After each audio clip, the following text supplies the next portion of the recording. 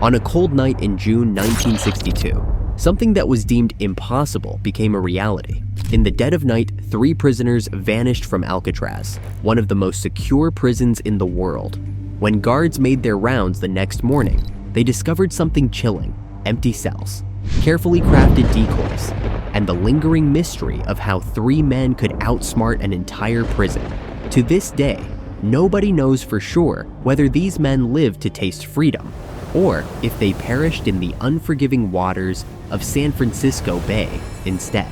The only thing they left behind was a mystery that has haunted the minds of investigators for over 50 years. But before we look at the details of their plan and how they carried it out, we first need to ask, who were these men? And how did they escape from the impenetrable fortress called Alcatraz Island? Alcatraz. The name alone comes with a sense of suffocation and inescapable isolation. Located 1.25 miles off the coast of San Francisco, this small rocky island sat like a fortress in the middle of the bay, surrounded by icy, shark-infested waters and strong, unpredictable currents. You could definitely say that the very geography of Alcatraz was its greatest defense. Alcatraz Federal Penitentiary started operating in 1934 during the height of the Great Depression, and its purpose was to house the worst of the worst. The prison was designed to hold the nation's most dangerous and unruly criminals, such as those who had already attempted escape. For the men who were sent here, Alcatraz was a symbol of hopelessness. The walls were reinforced with concrete and steel.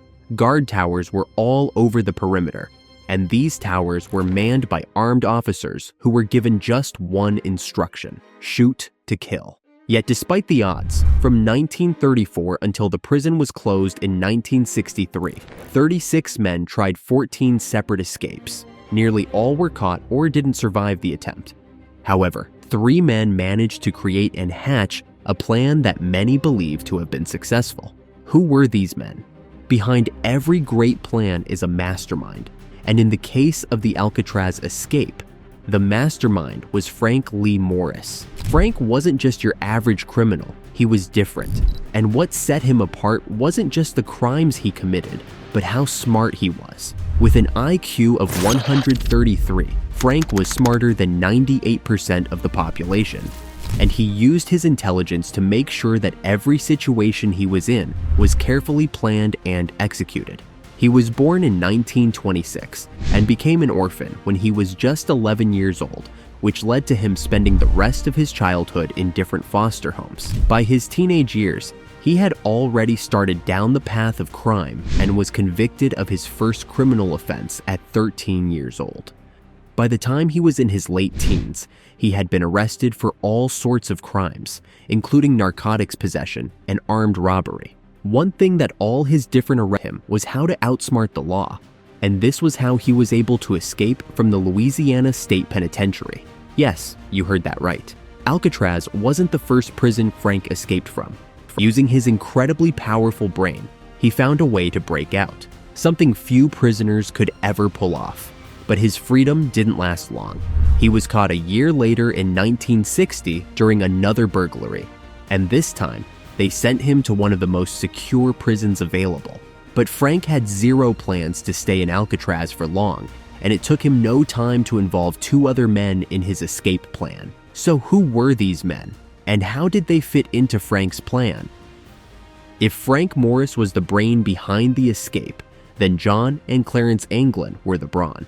Born into a poor family of 13 children, the Anglin brothers were inseparable and did everything together, including committing crimes. By the early 1950s, the brothers had started robbing banks and other businesses. But there was something different about these two. Unlike most criminals, they went out of their way to avoid hurting people. They would only target closed businesses to make sure that no injuries happened. In 1958, however, their luck ran out when they were caught robbing the Bank of Colombia. They were each sentenced to 35 years in prison, and after many failed attempts to escape from the Atlanta prison, they were transferred to Alcatraz. John arrived in 1960, followed by Clarence in 1961. Now here's something you might not expect. There were actually 4 men involved in the Alcatraz escape plan. While most people only remember the 3 who made it out, There was a fourth man who was part of the plan but didn't make it to freedom. This man was Allen West. Allen West was born in New York City in 1929, and throughout his lifetime, he was arrested over 20 times. In 1955, he was imprisoned for car theft. After being sent to the Atlanta Penitentiary, he was later transferred to the Florida State Prison, where he tried escaping but failed. This failure got him transferred to Alcatraz in 1957 at the age of 28. He was a senior resident compared to Frank, John, and Clarence, who arrived years later in 1960 and 1961. And he played a very important role in the Alcatraz escape plan. So how did he get left behind? To know the answer to this, we need to first look at the details of the escape plan. Life inside Alcatraz was anything but easy. It was defined by strict rules and harsh conditions, and every movement and sound was carefully monitored by guards who maintained tight control over the prisoners. Anyone who dared to break any rule was immediately punished with solitary confinement in what the prisoners called the hole. Being sent to the hole meant being left in darkness for days and coming out with a broken spirit. These conditions left most of the inmates of Alcatraz hopeless, but for Frank Morris, it was only a challenge. Instead of being hopeless, Frank spent his time quietly studying the prison and its weaknesses. He watched and memorized the guards' routines and habits, and made mental notes of every small flaw in the prison's seemingly impenetrable defenses. And one day, after months of observing, the idea of escape began to take shape in Frank's mind. Maybe, just maybe, it would actually be possible to escape from Alcatraz. Yes, it would be difficult, but he was no stranger to challenges. His sharp mind and high IQ meant he could see opportunities where others could not. But Frank knew he couldn't do it alone. As fate would have it, 3 other inmates he happened to know from the Florida and Georgia prisons were placed in the cells around him. Frank, John, Clarence, and Allen had history, and they trusted each other. So when they were assigned adjacent cells in December 1961, they started formulating an escape plan under the leadership of Frank Morris. John and Clarence were not only resourceful and determined, they were able to provide solutions to the problems Frank's escape plan had. And Allen? His position inside the prison gave him access to tools and supplies that would be important to pulling off the escape. Planning an escape from Alcatraz was not a simple task. The men knew they couldn't just try to run away, as it would only get them shot and killed. Every detail of the plan had to be carefully thought out, and getting the supplies they needed inside the prison was very difficult. So, they started with something as small as a spoon. For 6 months, the men used metal spoons stolen from the mess hall to chip away at the crumbling concrete behind their cells. Slowly, they were able to widen the ventilation ducts just enough to squeeze through. When they were not working, they hid their progress with painted cardboard. They also timed their work perfectly, making sure to only work during music hour so that the guards never heard a noise. But spoons weren't enough. They needed something more powerful to really dig through the wall. And this was where Allen West came in. Each prisoner was assigned to different areas of the prison to work, and Allen was assigned to maintenance, which gave him access to the workshop. He managed to get a motor from a vacuum cleaner, and they converted it into an electric drill to speed up the digging process. Once the holes were wide enough to pass through, the men crawled to an unguarded utility corridor directly behind their cells. From there, they climbed to the vacant top level of the cell block and set up a workshop where they made more preparations for their escape. Before they started working outside their cell, the men sculpted dummy heads using a papier-mâché-like mixture of soap, toothpaste, concrete dust, and toilet paper. With paint from the maintenance shop and hair from the barber shop, the heads looked realistic enough to make the guards think they were sleeping. As they progressed with the escape plan, they realized they would need life vests and a way to navigate the freezing waters of San Francisco Bay. Their solution was to gather over 50 raincoats. They assembled a 6x14-foot rubber raft, stitched the seams carefully by hand, and sealed it with liquid plastic available in the shops, and heat from nearby steam pipes. The raincoats also became life vests, and they created paddles for the raft from plywood and screws. Now that they had everything they needed to leave the island, The next step was getting out of the prison itself. So they climbed the ventilation shaft to the roof and removed the rivets holding a large fan in place. Removing this fan created a hole that gave them access to an area of the roof the guards didn't patrol. It was a delicate operation. Every tool, every piece of material had been smuggled or stolen under the watchful eyes of the guards. One wrong move, one sign of suspicion, and the entire plan would come crashing down. But Frank and his team were patient, meticulous, and determined. Now, with everything in place, it was time to put the plan into action.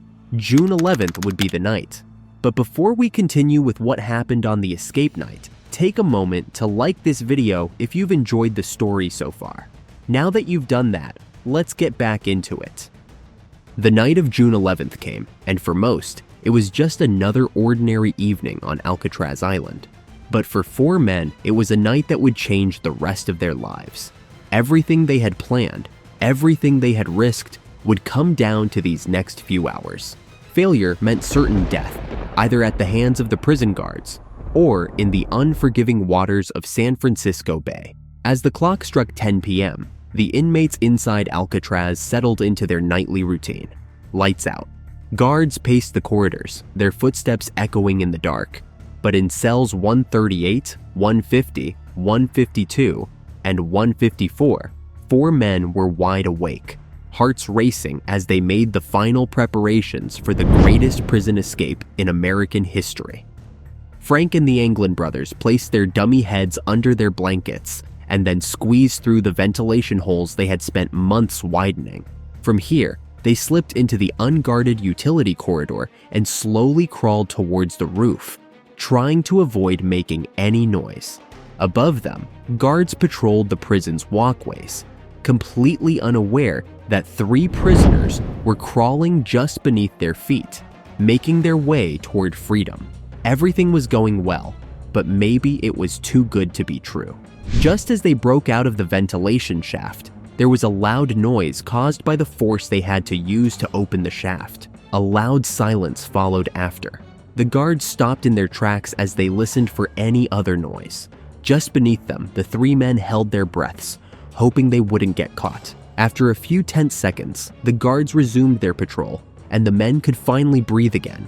But they knew they couldn't even breathe too loud, or there could be a disaster.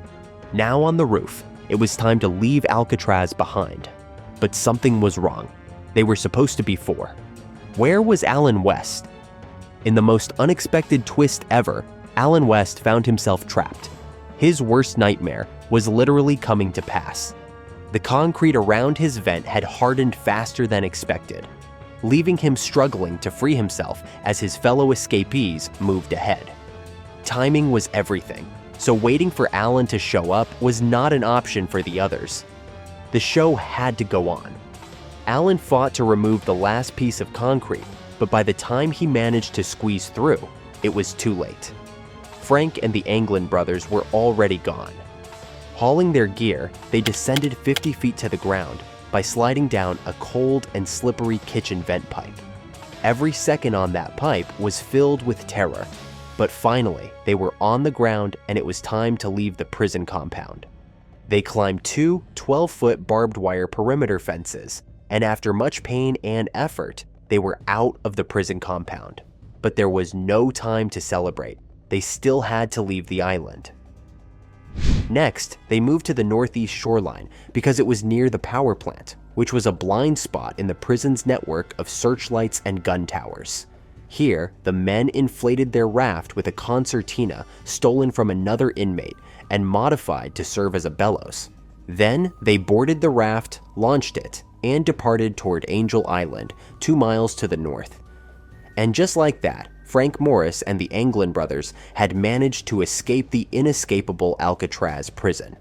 But as they disappeared into the cold, dark waters of San Francisco Bay, Alan West remained behind, destined to live with the knowledge that he had been so close to freedom, only to have it slip through his fingers. As the morning light washed over Alcatraz Island on June 12, 1962, the prison guards went about their usual routines. But this was no ordinary day. When they arrived at the cells of Frank Morris, John Anglin, and Clarence Anglin, something was off. The men weren't responding to roll call. At first, the guards thought nothing of it. Maybe they were still asleep. But when they opened the cell doors, they were met with a horrifying sight. The beds were empty, and lying on the pillows were the eerie, lifelike dummy heads. The guards tore the cells apart, searching for clues, but what they found was even more unsettling. Behind the beds, the ventilation grills had been removed, revealing the escape route the men had spent months preparing. The escape was quickly reported to the warden, and within hours, the FBI, the U.S. Marshals, and the Coast Guard launched a full-scale manhunt. But the prisoners had escaped since the night before, so they had a head start. The waters around Alcatraz were immediately searched, but nothing showed up for the first few days.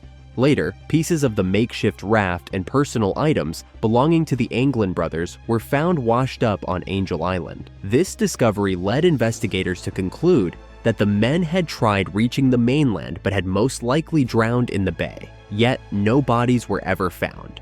However, despite the FBI's official conclusion, the fact that there was no concrete evidence only made the mystery grow. While the search for the missing men continued, Alan West remained in Alcatraz. When questioned, he confessed the full details of the escape plan. He described how the group had spent months preparing, but while his confession gave the FBI a clear picture of what had happened, it did little to solve the ultimate question. Had Morris and the Anglins survived, or had the treacherous waters claimed their lives? Some people believe that Frank Morris and the Anglin brothers had made it to shore and disappeared into the crowd, starting new lives under new identities. This theory is supported by the fact that over the years, various sightings of the escapees were reported. Witnesses claim to have seen the men in places as far away as South America. In fact, a very compelling theory came up in 2013 when the FBI received a letter allegedly written by John Anglin. The writer claimed that all three men had survived the escape and lived in hiding for decades. He said he was sick and offered to surrender in exchange for medical treatment. But like many aspects of this mystery, the letter could never be verified. Alcatraz prison closed in 1963 because of how expensive it was to run, and today, tourists walk through the same corridors where Frank Morris and the Anglin brothers plotted their daring escape, staring into the empty cells that once held some of America's most notorious criminals. The story of their disappearance continues to captivate the world. To this day, the U.S. Marshals have kept the case open, just in case new evidence emerges. But as time passes, the chances of uncovering the final fate of Frank Morris and the Anglin brothers grows slimmer.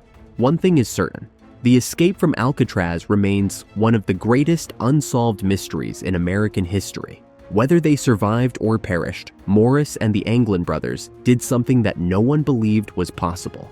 They escaped from the inescapable. What do you think really happened on that cold night in June 1962? Did the men survive or perish? Let us know your theory in the comments section. And if you enjoyed this video, don't forget to give it a thumbs up and subscribe for more stories like this. See you next time.